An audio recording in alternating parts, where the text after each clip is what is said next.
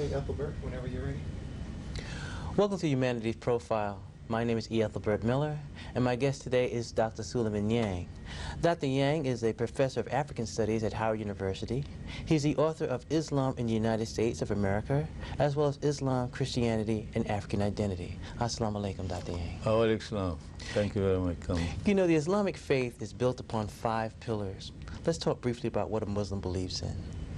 Yeah, the 5 pillars are really the summation of the number of beliefs on the part of Muslims. The first pillar really is called the kalimat, or the shahadat, meaning the testimony, where you affirm that there is only one God and that the Prophet Muhammad is his messenger.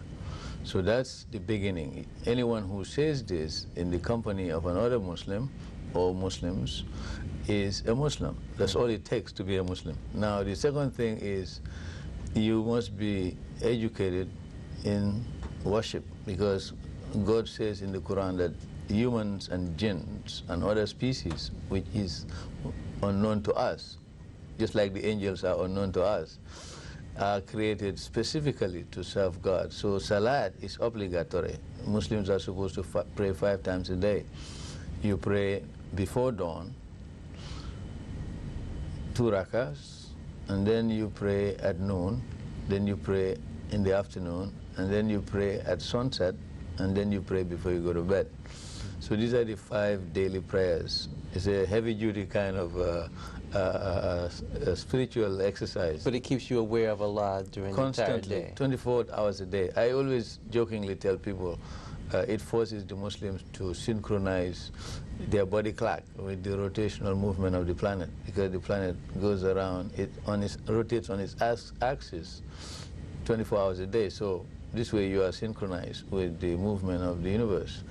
The third pillar is fasting, siyam. Muslims are supposed to fast every year, 29 or 30 days, depending on the lunar calendar. You are supposed to fast from dawn to sunset. You are not supposed to eat, drink, smoke, or do any of the things that you normally do when you are not fasting in terms of satisfying your bodily needs. This would be Ramadan.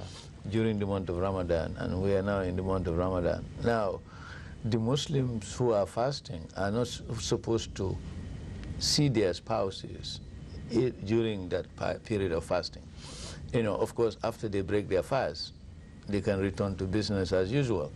But while they're fasting, they are supposed to stay away from their spouses and to maintain a rigorous spiritual exercise. Now, isn't a person also encouraged to read the Holy Quran during that month of Ramadan? Yes, actually the most devout Muslims make sure that they read the Quran from cover to cover during this particular month, because the Muslims believe that the Quran was revealed during the month of Ramadan. And there's a special night called the Night of Power, which Muslims desperately struggle to get during the last 10 days of Ramadan.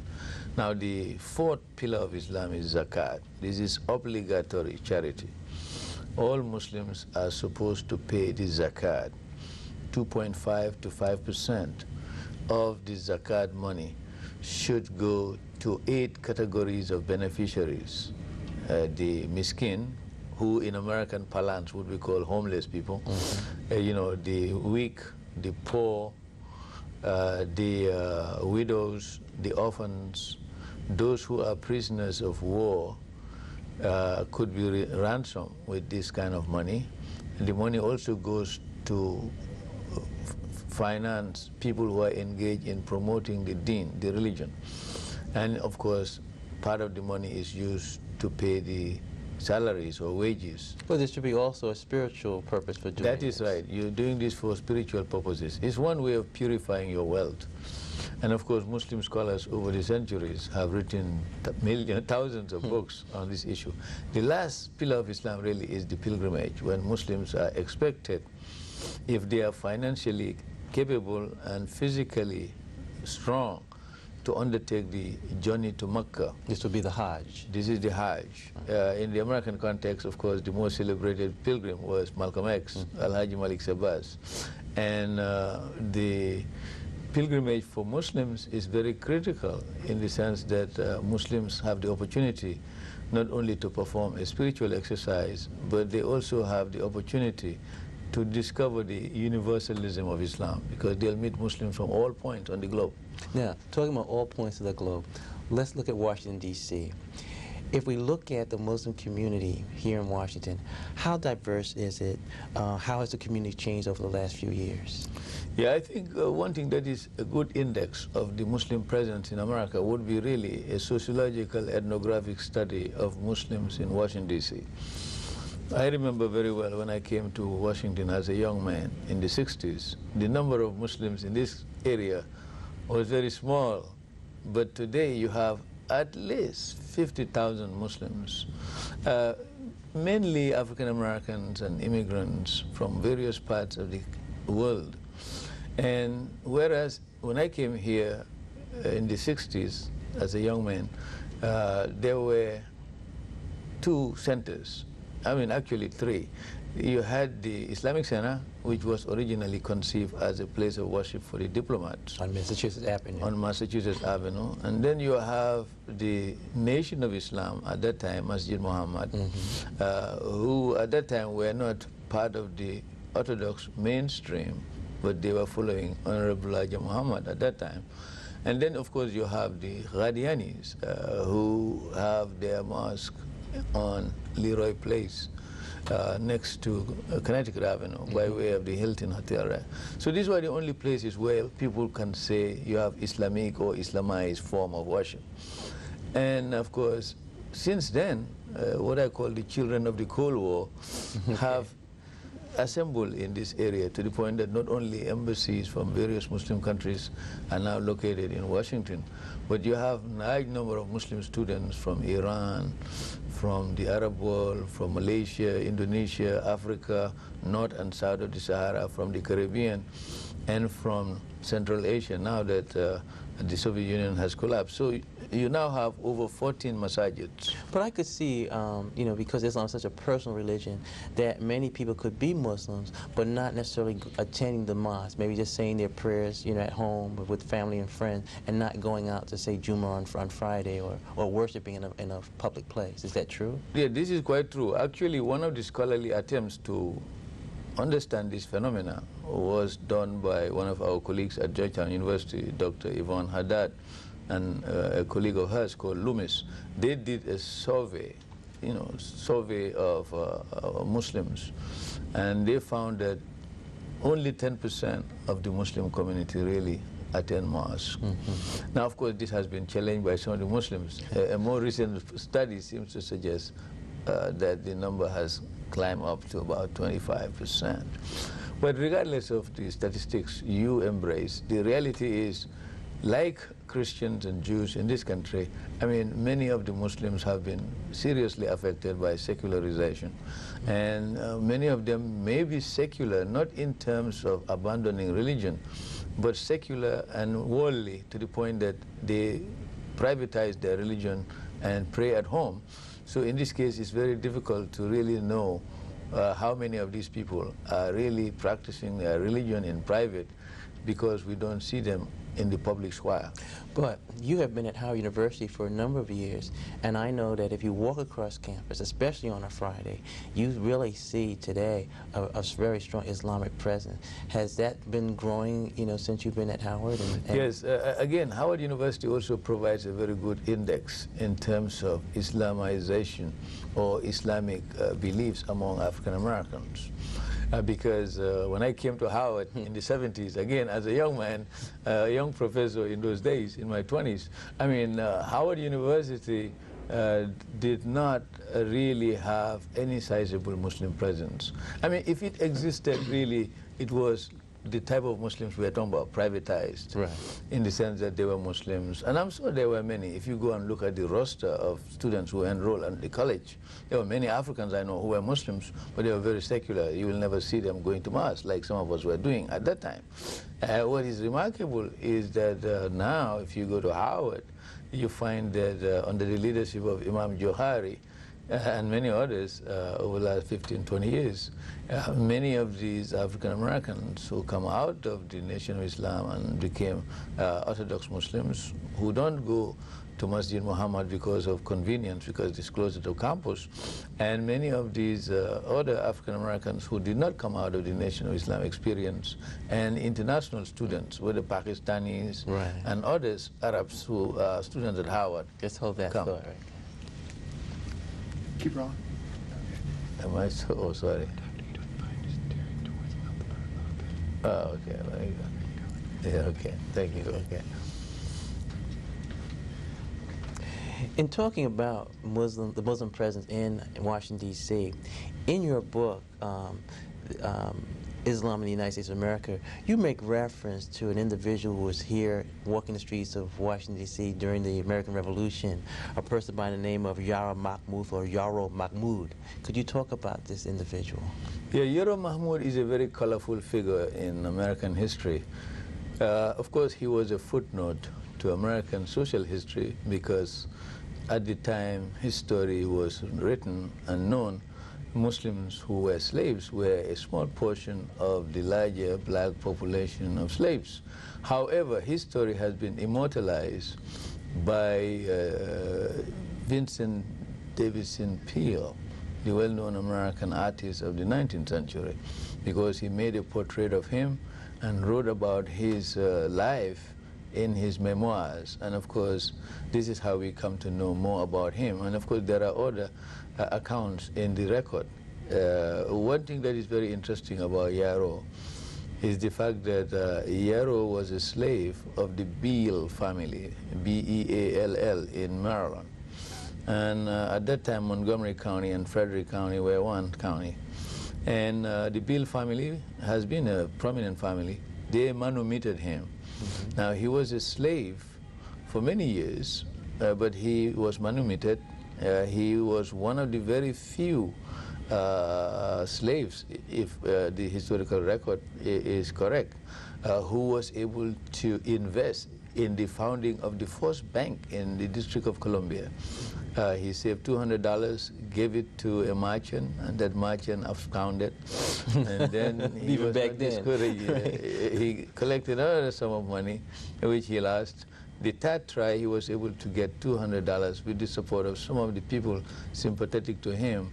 And of course, as the record shows, he was able to invest in that bank. And he bought a place, by the way, which should be historical for Muslim Americans in Georgetown, because he bought a property on Dent, D-E-N-T, place in Georgetown, just next to Wisconsin Avenue there. Now, Yaro was very remarkable in the sense that if there was a Guinness Book of World Records, then he would have been the oldest American ever to live, because according to Peale and some of the narratives we have about him, he lived to be 134 years old. What was he eating?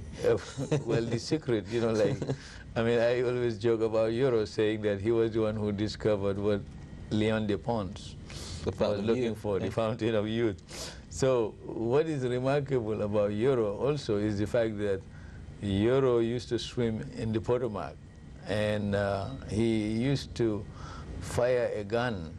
Now that's very interesting, a slave who was able to, but this must have been after he was emancipated. But the last thing I would say about Yaro is, and this has relevance for contemporary Muslims living in the Washington area, is the fact that Yaro used to do the zikr. The zikr is prayers in celebration of God. You know, Muslims do that by calling on the 99 names of God. The attributes. Attributes. Yeah. So Yaro used to do that. And we are told by Peale that whenever Yaro went to the butchers in Washington, D.C. of that time, he always told them, no pork, no pork. Well, you know, that's one of the things that we saw in terms of Americans when Alex Haley produced his book Roots, and we saw the film that came out of that television series. When we go back and we look at Kunta Kinte, a key thing is that he's a Muslim. That is correct. I think, you see, what is very interesting when the history of Islam in Afro-America and Islam in general in the United States is eventually written by our grandkids, because they have more data than we do. Some of us are writing, but really it's tentative. The conclusive and definitive studies will be done by our grandchildren and others. And that is, they will come to see these threats that are not visible to many of us now.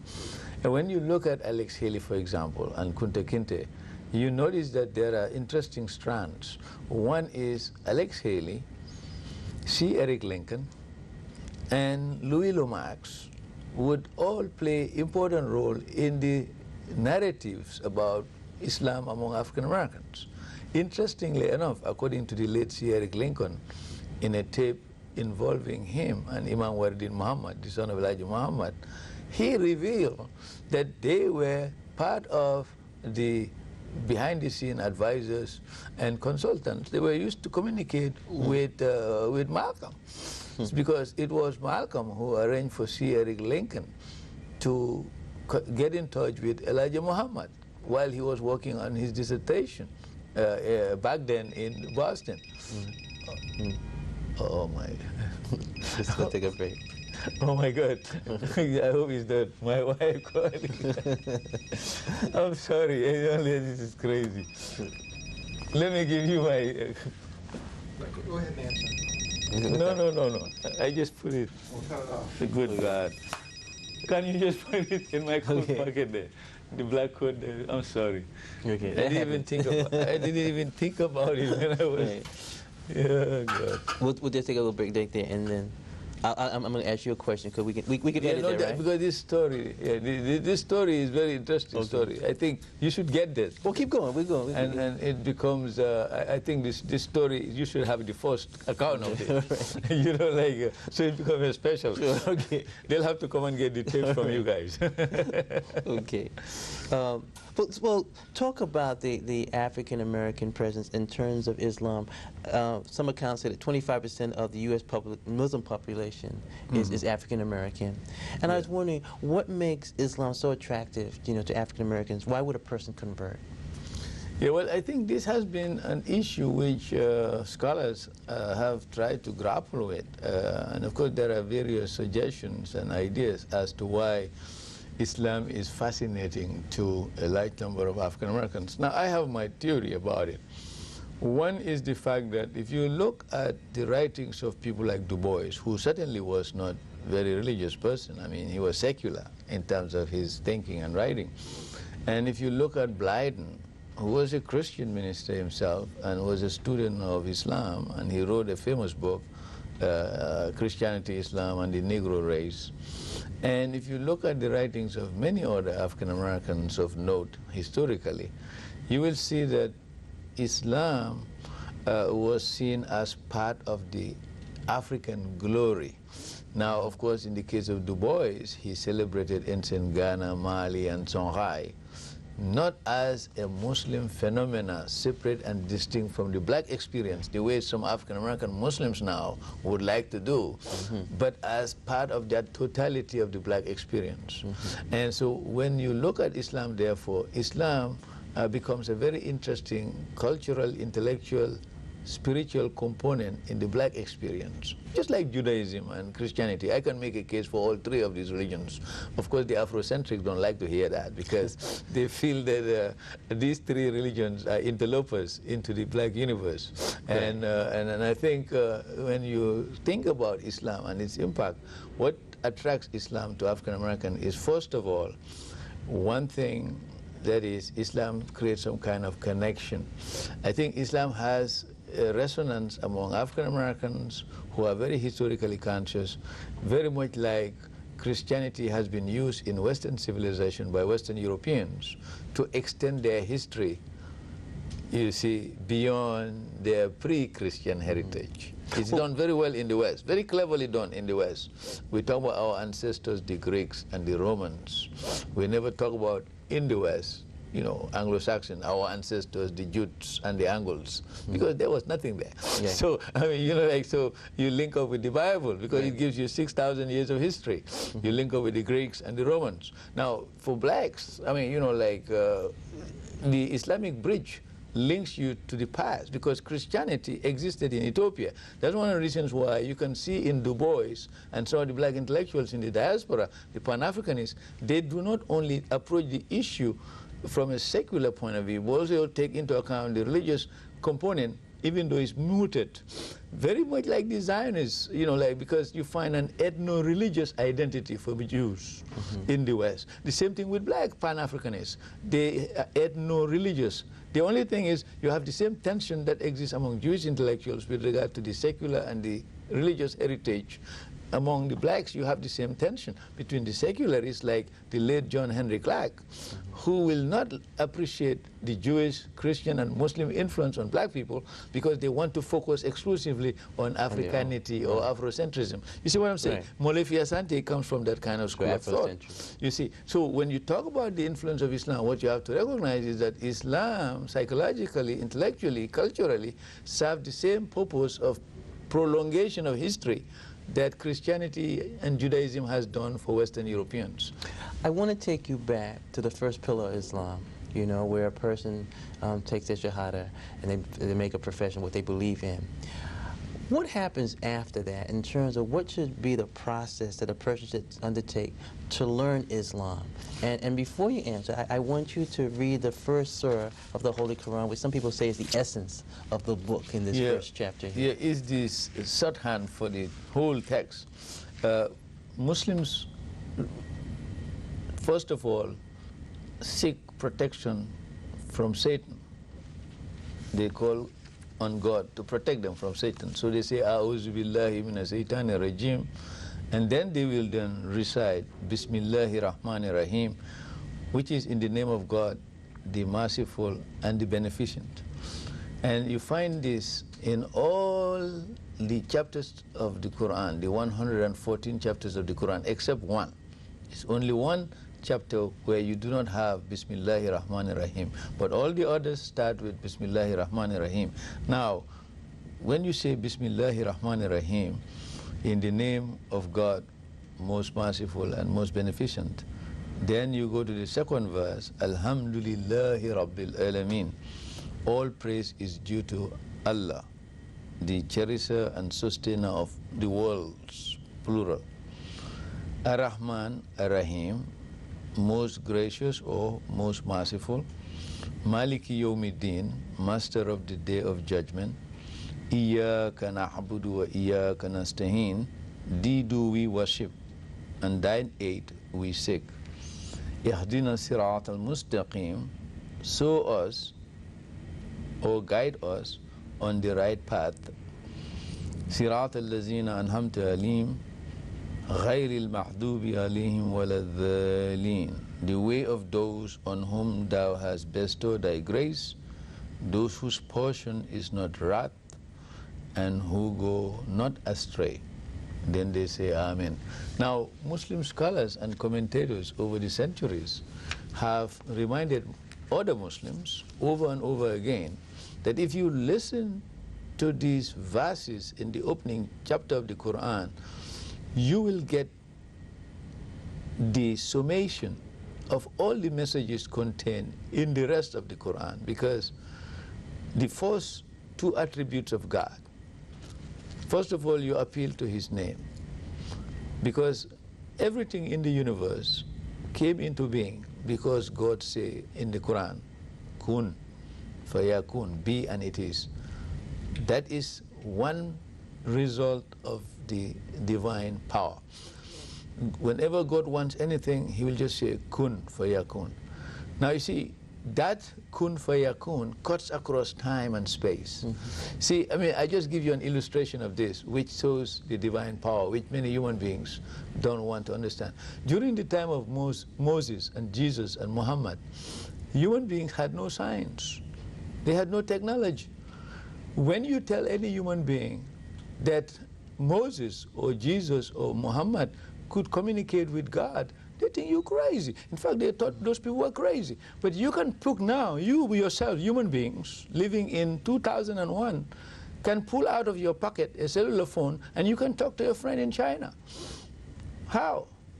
Because you have discovered the laws that allow for that to happen. So if you have a creator, why can't he not communicate with other human beings? Well, I grew up with people who knew they had a direct hotline to Jesus. Yes. Well, this is the point. Right. I mean, you see, like, because you have to believe, because you see, at one point in the evolution of human beings, that technology was a miracle.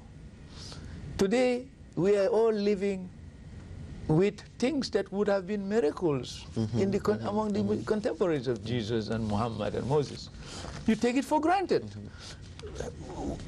It is quite possible that each one of us is wired naturally to be a cellular phone, that you can do it inside. You don't need these external cellular phones. But we haven't reached that level of consciousness yet, you see. So, I mean, the kun, meaning be and let is, cuts across space and time. So whenever God wants anything to happen, it happens.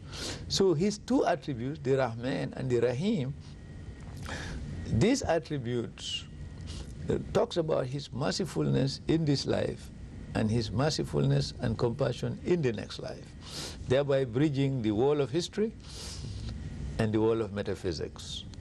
You see, the physical and the metaphysical. Then you say, Alhamdulillahi Rabbil Alameen, you giving praise to him, because according to the Quran, everything that is created in the universe is worshipping him. That's one of the reasons why when the Muslims pray, they are reaffirming and replicating the different modes of worship in nature.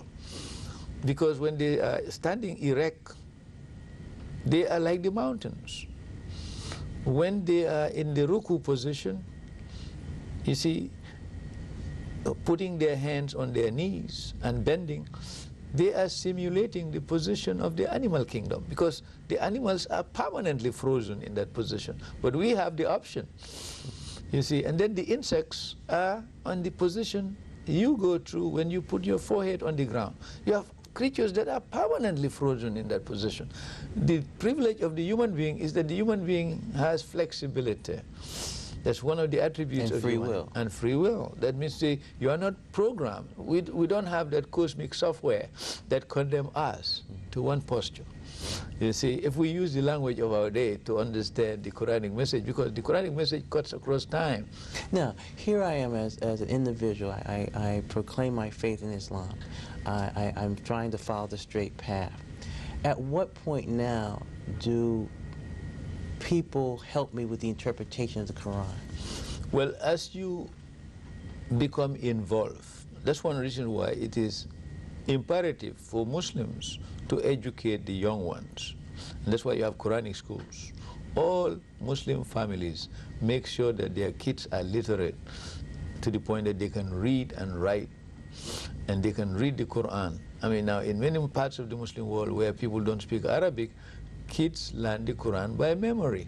Now, even though many of them, most of them I would say, don't understand what they're reading, very much like Latin was to many Catholic kids before it was discarded by the church. But the most important thing is Muslims who are interested in knowing their religion will make extra effort to understand Arabic. Okay, if I was here, I'm here in Washington, D.C., where's the Quranic school? Where do I go to get this information? Yeah, you go to, if I'm an African American living in this city and I become a Muslim, my kids would go to Masjid Muhammad School. They have the Sister Clara Muhammad School in Washington, D.C. Imam Yusuf Salim, who is the head of the Masjid Muhammad on New Jersey Avenue, is the National Director of Education for the Muslim American Society headed by Imam Wadid Muhammad.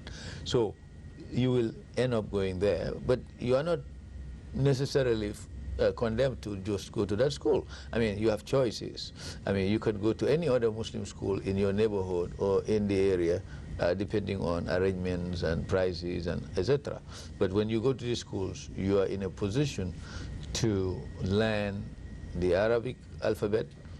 Then you begin to know what it takes to be a good Muslim in terms of lessons. And if you look at the Washington Post recently, you have some young African-American kids who were covered in the metro section of the Post I mean, they have developed the calligraphy beautifully. I mean, if you look at the calligraphy of those young people, very remarkable. And that shows you the quality of Islam coming up. And one was always insisting that to be a devout Muslim, that it was essential to read the Holy Quran in its original language, to read it in Arabic. Yes. I mean, that is historically when Islam flourished among non-Arabs in Persia, in Turkey, in what we now call Indo-Pakistani region of the world, and in Malaysia and Africa south of the Sahara, you had landed scholars, thousands of landed scholars. You find them in Timbuktu, for example, in Sankore, in Jeddah, and in Kano, and in various points in the Senegambia region, and Mali, Guinea, and Sierra Leone, and all the way down to Somalia, Sudan, and Zanzibar, down the road to Dar es Salaam and South Africa. You have all these Muslim families who made sure that their children were given proper instruction in Islam, and that some of them went very far in terms of becoming leading scholars who wrote many books about Islam. So I think if we look at Islam in Washington again, and the pillars and the whole idea of Fatiha, what we have to recognize is the fact that now in the United States, especially in the African American community, there is an Islamic approach to life, and intellectual and cultural means are being developed to advance this. Now, every faith is subject to misunderstandings and misconceptions. What are some of the things people have a problem understanding about Islam? Also, what role has our media played? Recently we've heard the terms about Islam being hijacked by certain groups in the world. What are some of the misconceptions when we look at Islam? Yeah, I think in the Western mind, the first and most important misconception is that Islam is a religion that's spread by the sword. Islam as a violent religion. This is likely because of the context in which Islam evolved in the Middle East historically, and the manner in which Islam interacted with people of European origins. And since the people of European origins are now dominant in the world system, that becomes a very important part of their mental estate. Now, when you look at Islam, therefore, you see that Islam spread in the Middle East at the expense of Christianity. That's a fact. And of course, Europeans were not Christians when Islam was expanding. Some Europeans, like Southern Europeans, were Christians, but many of the other Europeans were not Christians at that time. Now, what has happened is, since Islam emerged as a major religion in the world, Christianity expanded, from the Roman Empire days to various parts of Europe, reaching Northern Europe much later than in other parts of Europe. Now, this dynamic interaction between European peoples and Muslims have been the bone of contention historically, the Crusades and all that. So that is one of the basis of misconception, to the point that in the West, I mean, Islam is perceived as a religion of the sword, but the historical evidence, according to most scholars who know the record, will recognize the fact that much as Islam expanded in its earlier period, by waging war against the Roman Empire and the Sassanids. Well, how much is also, when I think of images, I think of say maybe the Ottoman Empire, I think of the Turks, I think of just that sort of image. Well, I mean, yeah, the thing is, the Ottoman, you see, I mean, historically, if we're talking about stereotypes and images, that seems like Islam, that's one of them. Yeah, just do know the Turk. I mean, in fact, a whole dissertation was written by someone in the United States many years ago on American images of the Saracen or the Turk. Because you see, if you look at the stereotype of Muslims, you have different characters that fit the bill over time. First, it was the Saracen, the Turk, the ugly Turk, Turkoman, and that was at the time when the Ottomans were dominant, because they controlled much of the Muslim lands. But then that stereotype would be replaced by the ugly Arab, you see, especially since the creation of Israel and the tension between the Jews and the Arabs in the Middle East and elsewhere in the world. So the Arabs gradually replaced the Turk as the ugly Muslim. Then, of course, the Iranian Revolution came, and all of a sudden the Iranians now replaced the Arabs. If not replacing the Arabs, they became co-equal in terms of being if we follow that logic, then one's curious to find the fact that those are areas of the world in which is not the strong Muslim population, because we're still dealing with Indonesia and Malaysia, places like that, which have they been stereotyped as much? Well, no, actually, this is What's the that point. coming? Well, I mean, yeah, well, I mean, some of the Muslim paranoid would be saying, well, the Indonesian Muslims and the Malaysians have been coexisting with their Buddhist Christian neighbors in Southeast Asia, and of course the Taliban did not help. That's why some of us were very critical of the Taliban for blowing up those Buddhist statues. They had no business doing that, but they added to the enemy list the Buddhists, you see. So, I mean, you know, like, so when you're really looking at scapegoating of Muslims, well, I hope the Indonesians and the Malaysians, who have more Muslims than any other part of the Muslim world, will fall into that trap. By becoming intolerant of their neighbors. You talk about the sword, and I think when we talk about Islam spreading by the sword, we're talking about the concept of jihad. So I wonder if you could talk about that, because when you look at that term, it's not just about some sort of military operation, it's about the spiritual transformation or the war that a person fights. Yeah, this is precisely the case. I think one of the other misconceptions of Islam and Muslim is this whole notion of jihad, because many people immediately think about jihad when the word Islam is mentioned to them. Now, the concept jihad is in the Quran, but jihad is misunderstood by non-Muslims and sometimes by Muslims themselves. But the two meanings of the word jihad, one Quranic and the other one is in the Hadithic literature. The Hadithic literature is the body of sayings and deeds attributed to the Prophet Muhammad. Now, jihad al-akbar, meaning the greater jihad, is a spiritual exercise. The Muslim who is engaged in this jihad al-akbar, the greater jihad, is trying to control what the Platonics would call the appetitive self, the animality in us. So the demon in us. You try to elevate yourself spiritual, morally, to the point that you reach a higher level of consciousness about yourself as a human being. Now, when you engage in this greater jihad, you are able to purify yourself and to cleanse yourself of all the baser instinct in human beings. So the first war is against yourself.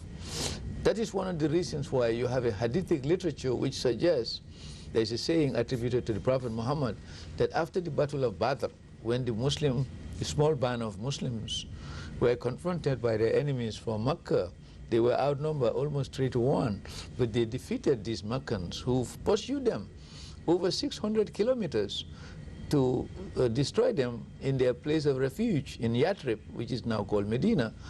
The Prophet told the Muslims, the victorious Muslims, now that you have defeated your foes on the battlefield, you are returning to do the greater jihad, that is, the battle against yourself.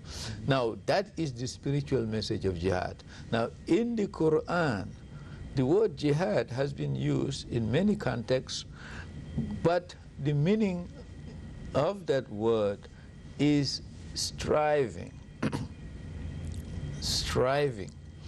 Now, you strive in battle when your very existence and security is at stake, but you are also striving to make sure that your inner battle is not lost, because the inner battle is ultimately the most important battle. You can win all the wars on this planet, but if you fail to take good care of yourself for the next life, then you are a loser. And that is the whole concept of jihad. But of course, we have Muslims, and this has to be underscored. Historically, we have political opportunists, we have extremists, and we have Muslims who have political agendas, and some agendas that are sectarian who have declared jihad against others, including fellow Muslims. There's also a misconception, misunderstanding about the treatment and the role of women in Islam. Some of that is tied in with the hijab and the wearing of certain clothes. Talk about that in terms of how women are treated within the faith. Yes, I think the woman issue is another big issue when Islam comes up for discussion. Now, here again, if you read the Quran very carefully, and I hope that September 11 has created the opportunity for all Americans and non-Muslims around the world to really do intellectual service to themselves by meticulously reading the Quran the way they read all these novels they read for their entertainment. Because once they do it carefully, which most people, even some of these people who claim to be scholars, really, if you really put them on a lie detector test to ask them whether they have read the Quran, they have not really read the Quran. They read commentaries by some other people. So if you read the Quran very carefully and meticulously, what you find is that in the Quran, whenever God talks about any injunction and commandments, they talk about Muslimin wal Muslimat, Muslim men and Muslim women. So all these commandments relate to men and women. So when it comes to modesty, dressing modestly, both men and women are supposed to dress modestly. Now, what has happened historically is the fact that Muslims, like all human beings, live in a cultural zone. And in a cultural zone, you are going to have pre-revelation and post-revelation phenomena. Now, in Arabia, there were certain cultural practices, certain customs that existed among the Arabs. Not all these customs and practices were rejected by Islam. Many of them were sanctified and sanctioned by Islam. Now, the treatment of women comes in. Before the Islamic revelation to the Prophet Muhammad, the Arabs had 4 kinds of marriages. And Islam changed that matrimonial system. First of all, like in most human societies, they had monogamy. Secondly, as in many other human societies, they had polygamy. Thirdly, they had what they call muta'. Muta' is very much like the hippie form of marriage, or we call sacking. So I mean, you know, like you have a guy, I mean, who wants to have temporary marriage with a woman, and he tells the woman, listen, we are going to be in this matrimony for a short term, not long term. It's not a permanent arrangement, it's a short arrangement. The woman agrees to it, the guy agrees to it. Hey, they get involved. Now, that's muta'. Muta' has been abolished in Islam. You see, that arrangement, I mean, there are some enemies of the Shiites who say that some of the Shiite practice, but that's not true. I mean, muta' has been abolished. It was practiced briefly in early Islam, and it was abolished. Now, the 4th kind of marriage that existed among the Arabs, which Islam would eliminate, and that was some kind of a group marriage. Actually, it was a glorified form of prostitution. They called the woman with the white flag above their tents. So when Arab travelers are traveling and they see a tent with a flag, white flag, they know there is a woman there. Now, of course, what happened is when this woman sleeps with all these guys, there were no contraceptives. So, I mean, you know, like when she becomes pregnant, I mean, what happened is, I mean, the guys will come and they look at the baby and they say, hey, that's John. Or, you know, like, that's Musa. You see, I mean, so, I mean, that's how they determine paternity in those days. Now, when Islam came, Islam abolished that. So when you talk about liberating the women, when Islam came, Islam justified not only monogamy, because it told Muslims that you can marry 1, 2, 3, or 4 if you can be fair to the woman. Now, not many guys can be fair to more than one woman. So, I mean, you know, like, so that's closed the case. But, of course, you have many of us men who would like to take full advantage of this clause without living up to the limitations. And What about obligations. the educating of women under Islam? It's obligatory because Islam makes it categorically clear that all Muslims, regardless of gender, are supposed to receive education. And this was done in the early history of Islam. What has happened really in most of the Muslim societies, and this affects the dress. For example, in the Arabia after the Prophet, as the Muslims became more and more powerful, they emulated the cultural practices and the modes of dress of the upper classes of the groups they defeated. The Roman woman and the Sasanian woman, Iranian woman of that time, the upper classes, covered themselves. That's how this, historically really, if you talk about the history of this hijab business of covering yourself completely, that's where it came from. It was done by the Roman women of the upper classes and the Sasanian women. The Muslim elites of Arabia who were coming up began to cover their women like the nobility of the Sassanids and the Byzantine Empire. And you can see this if you look at some of the oldest pictures of the Greeks in the 19th century, and you look at some of those Arab Christians and Jews of the Middle East up until the beginning of the Victorian period influencing this Middle Eastern, they dress like that. To what extent, when we talk about Muslim women, right? You can, many people say you can learn a lot about a man by the woman that they're with. If we look at Prophet Muhammad's wife Khadijah, she's older than he is. She was wealthy. She was a widow. Does she serve as a model for Islamic women, Muslim women? Yes, there are three women in Islamic history who have been cast in the role of models for the rest of the Ummah, Muslim world. Khadija has been widely celebrated by Muslims because, especially Muslim feminists, who are different from the Western feminists in the sense that they want to assert their rights given to them by the Quran, but at the same time they don't want to be like secular fundamentalist feminist women in the West. There's a big difference between these two streams of thought. Now, I mean currents of thought. The role model of Khadija is evident in many ways. One, Khadija was older than the Prophet by 15 years, but she was a successful businesswoman, and she was the employer of the Prophet, which is very important. That is complete negation of the stereotype about the Muslim woman. That's how my house was run. You see? So you have a woman who employs her husband.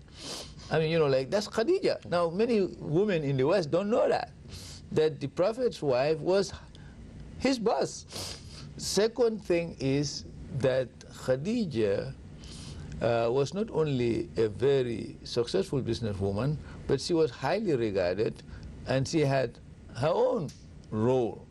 And of course, the Quran gives women the right of inheritance 1,000 years plus before it was done in the West. I mean, up to the late 50s in Virginia, if you and your wife buy property, it was only in your name. She was not on the list.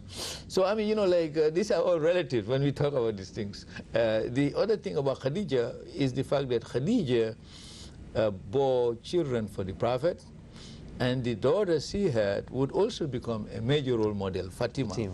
Now, Fatima is very widely celebrated among Shia women because she's the wife of Ali, the cousin of the Prophet, and she is the mother of the two sons of Ali, Hussein and Hassan.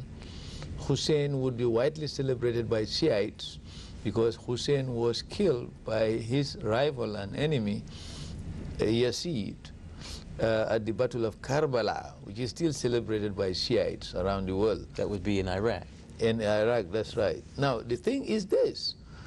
Fatima is very important as a Muslim icon, you know, Muslim role model for the woman.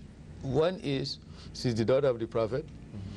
Two, she is the wife of Ali, the fourth caliph of the Islam. She is the mother of two distinguished heroes of Islam, grandchildren of the Prophet. Thirdly, Fatima was a very pious and devoted wife, and she was exemplary in many ways. And of course, there are many young women who would like to look back at her. But wouldn't that image also place a woman in the house, where the emphasis would be on giving birth to children and being a devout wife and not being out in, say, the professional world? No, but during her own life, Fatima was active. I mean, her mother, her mother was a businesswoman. I mean, very successful one.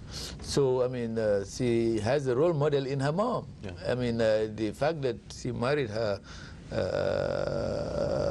Ali doesn't mean to say that she was somehow a domesticated wife. Well, who is the third woman? The third wife is Aisha. Aisha is the daughter of Abu Bakr, the successor to the Prophet. If you're a Sunni.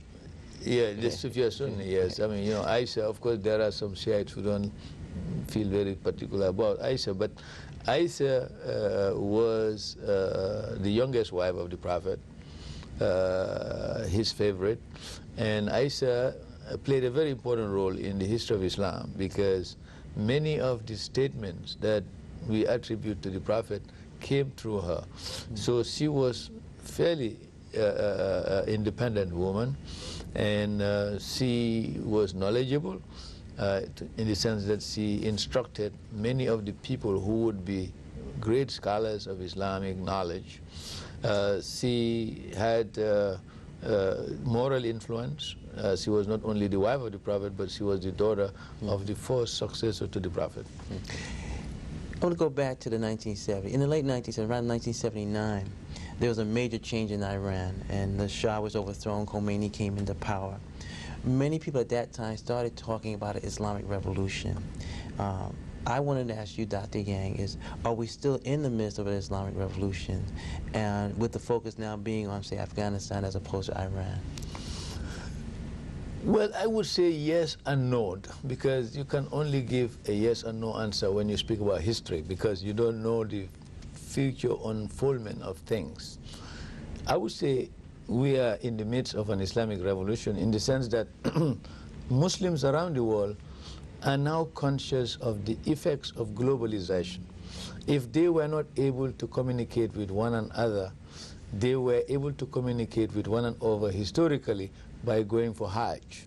So the Hajj has been a major focal point for Muslims to meet Muslims from different parts of the world. And the advancement in science and technology has also made it possible for Muslims to travel far and wide globally. So what is happening now really is a revival. Now some people have called it a revolution, but it's a revival and a renaissance of some sort in the Islamic world. Many Muslims are now being forced to deal with issues about which they knew nothing, because they were living in their own religious cocoon. Now what is beginning to happen is Pakistani Muslims are coming to realize that they have to separate their cultural practices from true Islam when they encounter African Muslims, African American Muslims, Caribbean Muslims, Muslims from South America, Central Asia, or Southeast Asia. Because if they come to the United States and they begin to interact, they will find that there are different schools of thought within Islam, something that may not be even evident to some of these people because they are so isolated or they live in a very homogenized environment. This is one of the results of globalization, and it's having tremendous revolutionary impact in the world. So in a sense, there is revolution taking place, lightly brought about by globalization. But there is not a revolution going on in the Muslim world, in the sense that in many parts of the Muslim world today, people are faced with the bread and butter issue of survival. And the bread and butter issues of survival are not addressed by religion or genuflection towards that. But in actual fact, these issues can only be dealt with by responsible management and careful economic planning. And this is where globalization becomes a two-edged sword. It can reinforce universalism and the brotherhood of humankind, or sisterhood of humankind. But at the same time, it could very well create problems in the sense that the gap between the rich and the poor becomes very serious and widening. And I think in the Muslim world, this becomes the most serious, explosive. So when you talk about whether there is a revolution in the Muslim world or not, what you have to recognize is that you have to separate political revolution, which is the result of dissatisfaction on the part of individuals with their system of government and their economy and their cultural system, and or a renaissance or a revival which is purely intellectual and spiritual. Let's talk about two individuals. The name Osama bin Laden is familiar to many of us, but many of us might not be familiar with Muhammad Abdul Wahhab, a Saudi religious leader and scholar who lived around 1750 to 1751. From him we get the term Wahhabism. Tell us something about Wahhab. What is this interpretation of Islam? Yes, it's very good that you raise the two, Osama bin Laden, and now Wahhabism emerged as one interpretation of Islam, almost contemporary to the American Revolution. Sheikh Muhammad ibn Abdul Wahhab, from whose name we derive the word Wahhabism, was born in Najd. Najd is a northern province in Saudi Arabia. And when he reached maturity and completed his Islamic education, he traveled around and he found that the Islam that was practiced on the Arabian Peninsula, in his opinion, was a deviation from the original message given by the Prophet Muhammad. So he decided to undertake a revolutionary program to change that mindset among the Arabians of his times. So he created a movement called the Ikhwan. That Ikhwan al-Muslimun, under his leadership, was now exposed to a body of literature written by him. One of his books is Al-Tawheed, meaning the unity of God, which is a central belief for Muslims, because Muslims believe that there is only one God. So as far as Sheikh Muhammad ibn Abdul Wahhab was concerned, that sense of oneness of God was being corroded and undermined by the accretions of bid'ah, superstition and innovation added by ignorant men, or what they would call the ulama al-su, the vile ulamas who were corrupting the doctrine and teachings of Islam. So in his opinion, these accretions and these excesses and superstitions and innovation should be eliminated. So interestingly, he formed an alliance with one of the princes of Arabia, Al-Saud, the great-great-great-grandparent of the ruling Saudi dynasty today in Saudi Arabia. Now, this alliance between royalty and scholarship would be the basis of Wahhabism. And you see that in Saudi Arabia. That's one of the reasons why today in Saudi Arabia you have two important families among other families. One is the Saud family, that is consisting of almost 5,000 princes and princesses who run the country called Saudi Arabia, and almost equal number, if not more, of other important family members from a family called Al-Sheikh, named after the Sheikh Muhammad ibn Abdul Wahhab, because this family, historically, since the Saudi kingdom was established, provide the Minister of Education in the kingdom. And many members of this family are leading scholars in Saudi Arabia. So Wahhabism, therefore, started out as a movement, puritanical movement, to cleanse what they believe are excesses. Give examples of that, Islam. because it seems like they're against things of pleasure, things of that sort. Yes, Wahhabism, for example, discouraged the use of music. And of course, if you go to Saudi Arabia, they're still playing music in their cars take a Saudi taxi in Jeddah, you will see that they still play music. I mean, you know, like Muhammad Abdul, who is the James Brown of the Saudi Arabians. So, I mean, you know, like, is a very popular singer when I was there many years ago. And the reality is that the Wahhabis don't like music. That's the listen, that's the, I guess, no dancing, there's nothing. No dancing. Not even playing. No dancing, no playing. That was the original intention of Wahhabism. Is that like sinful? Well, they felt that you could be seduced by the devil if you listen to these musical notes and sounds. The other thing that the Wahhabis discourage is saint veneration, because you have in Islam a school of thought called Sufism. Sufis are the mystics of Islam. Now, you do have sometimes excesses among these Sufis, not all the time. You do have some Sufi groups that venerate their saints. They go and put all kinds of things on the gravesites of their patron saints. This is repugnant as far as the Wahhabis are concerned, because they feel that it takes away from the purity of the oneness of God. You commit shirk, that is associating partners with God. So this becomes very critical as far as the Wahhabis were concerned. So that is one of the reasons why they demolish many of the grave sites. So this would explain the Taliban destroying the Buddhas. Well, precisely. Actually, some news reports have suggested that the so-called Arab Afghans, including people like Osama bin Laden, most probably prevail upon the Taliban to eliminate the Buddha statues. That is in keeping with Wahhabism, because they don't like any form of idolatry. So what about the treatment of women in terms of we see? Well, again, this is another point. You see, in Saudi Arabia, because of strict Wahhabism, women are secluded to the point that the urban women in Saudi Arabia cannot drive. Of course, a couple of years ago, there was this demonstration on the part of some Saudi middle-class, upper-class women in driving through the streets of Riyadh, which really created an international scene. Now, of course, there is a contradiction in Saudi Arabia itself.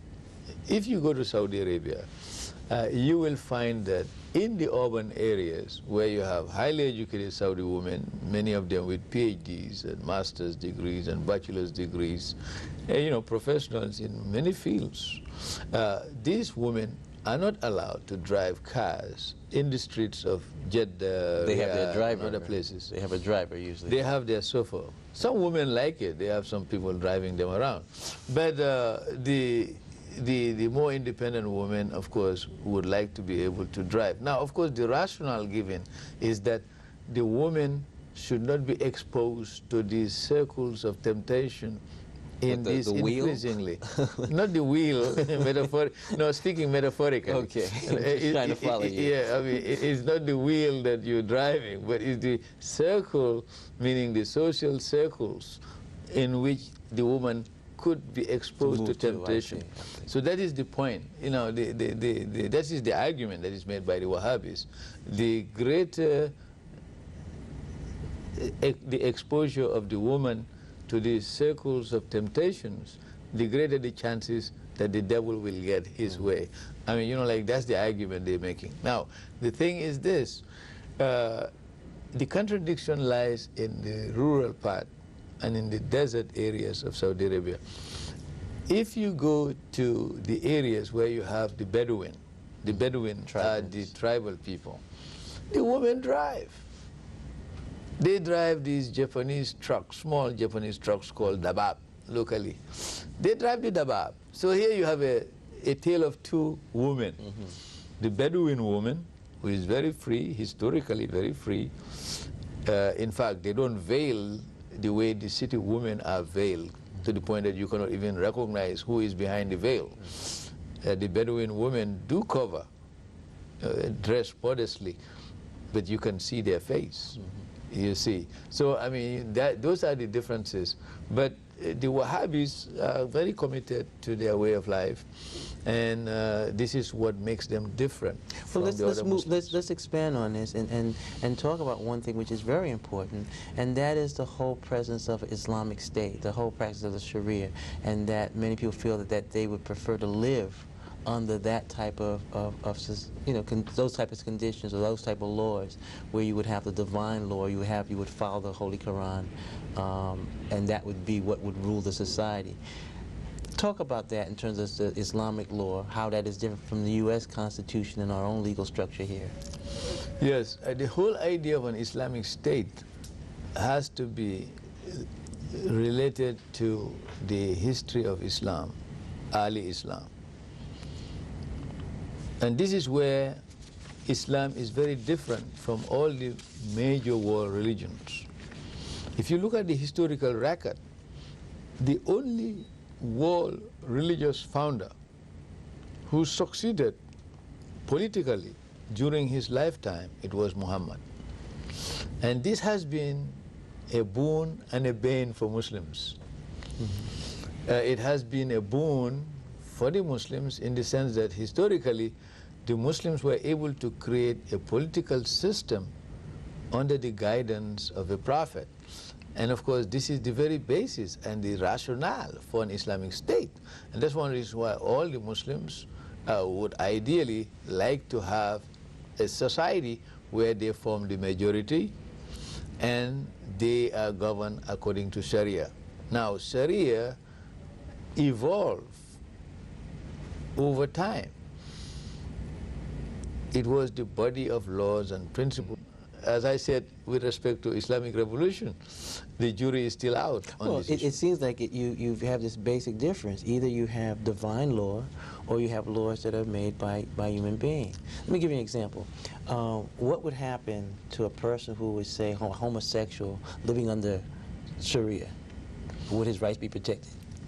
Now, that is something where you have the radical rupture between Islam and any form of human secular political institution. In Islamic society, homosexuals are called lutte, derived from the word Lot in the Bible. Remember Lot in the Bible, who was identified with Sodom and Gomorrah. I mean, Lot, and his wife, and his daughters. I mean, you know the whole story in the biblical narrative, which have resonance also in the Quran. Now, the a number of people would just stop you right there. Huh?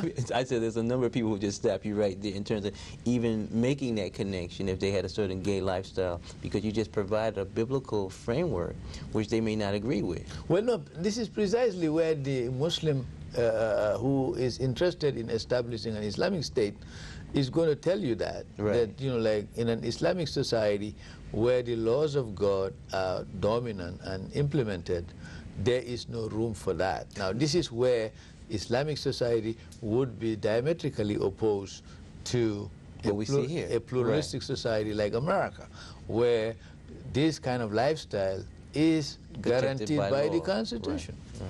Yeah, that's the difference. So that's a big difference. I mean, they're light years apart. I mean, like if one were to write a modern-day Charles Dickens' Tale of Two Cities, you can write the Islamic city and say Los Angeles. Okay, or you California. talk about a Tale of Two Cities. You talk about Dickens. We also hear the expression, the clash of civilization. Based on what we just was talking about, is that the clash right there?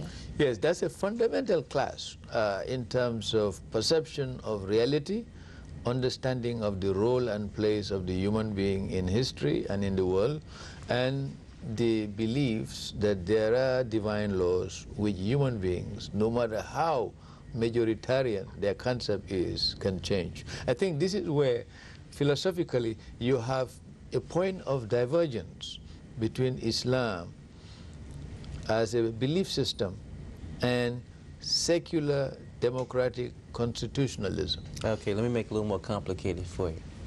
Explain to me the mullahs, the clergy, the people who, when we look at certain societies, have tremendous role and clout in terms of interpreting the Quran and issuing fatwas and things of that sort. How do they interpret, these beliefs?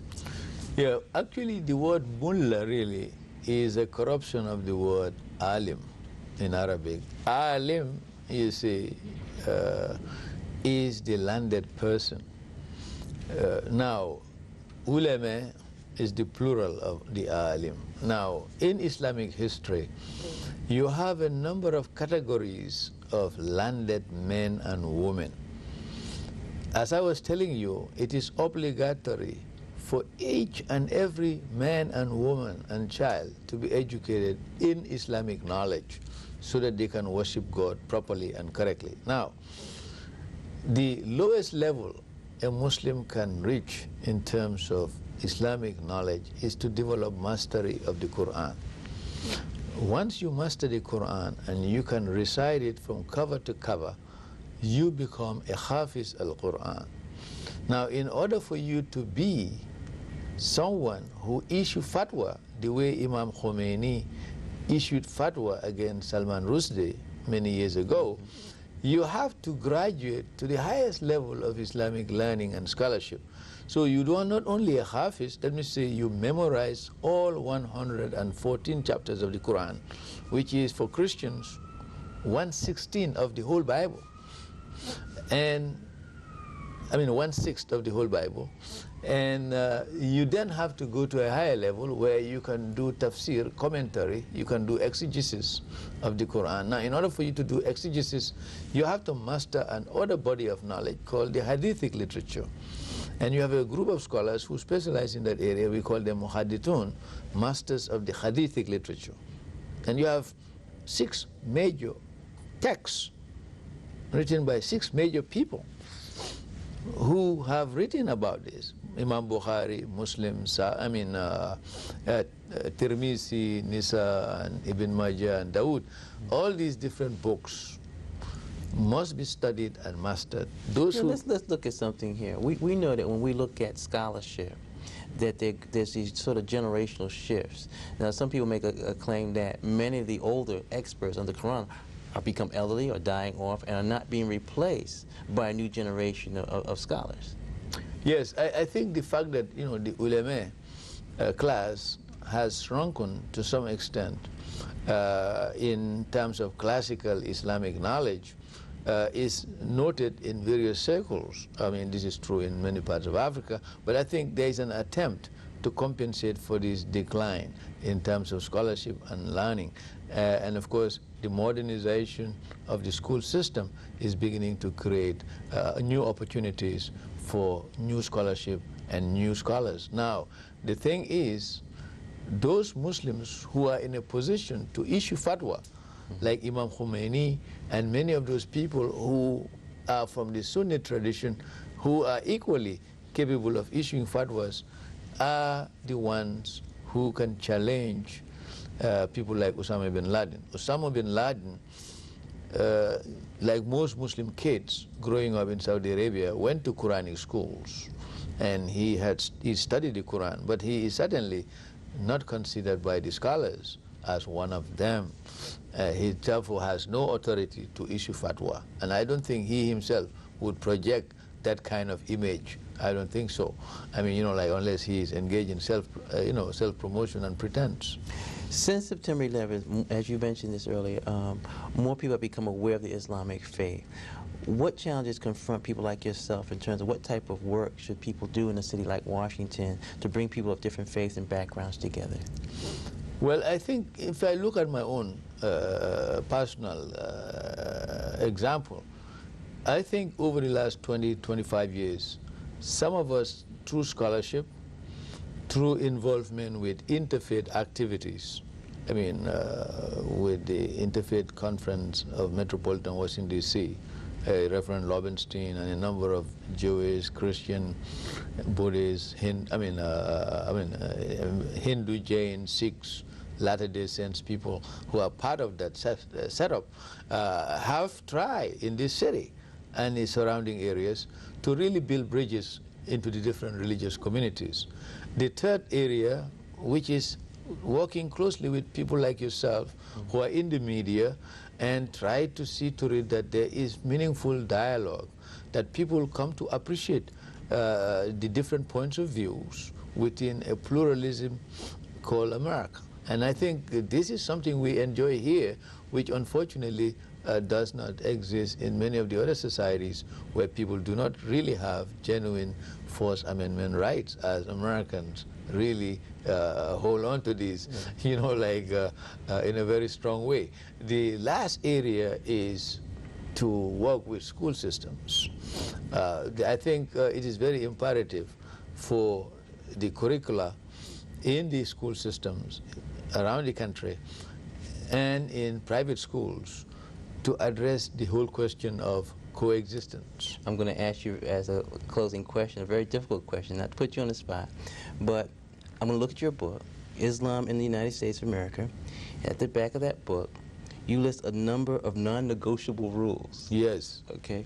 Rule number 6 I found very interesting. You say Muslims will never accept the idea that Jesus died for our sins. Yes, I think that's a very important point, that Muslims have to be honest when they deal with Christians, especially when they live in a Christian majority country. I mean, because as I always say to people, we dialogue not to dilute our religions, but to dilate on the points of convergence and divergence.